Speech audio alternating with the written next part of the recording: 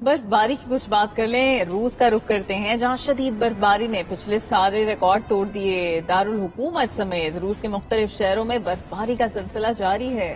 آج روس کے شہر کرسنا یارسک میں سب سے زیادہ سردی ریکارڈ کی گئی، جہاں پارا -37 ڈگری تک گر گیا ہے۔ مزید جانتے ہیں ماسکو میں موجود نمائندہ 92 نیوز شاہد گھومن سے۔ جی شاہد، اپڈیٹ کیجیے گا، روس میں موسم کی کیا صورتحال ہے؟ جی بالکل، ماسکو سمیت روس کے مختلف شہروں میں برفباری کا سلسلہ جاری ہے۔ آج صبح سے ماسکو میں ہلکی ہلکی برفباری ہو رہی ہے، لیکن کاروباری زندگی اپنے معمول پر جاری ہیں۔ سڑکوں پر ٹریفک رواں دواں ہے، جبکہ پروازیں اپنے شیڈول کے مطابق جاری ہیں۔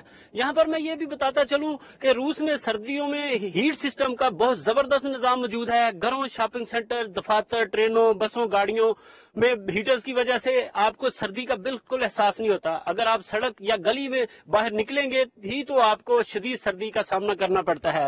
اگر مختلف شہروں کے درجہ حرارت کی بات کی جائے تو آج روس میں سب سے زیادہ سردی جہاں پر نوٹ کی گئی ہے وہ روس کا شہر کرسنا یارسک ہے، جہاں آج درجہ حرارت -37 درجہ سینٹی گریڈ ہے۔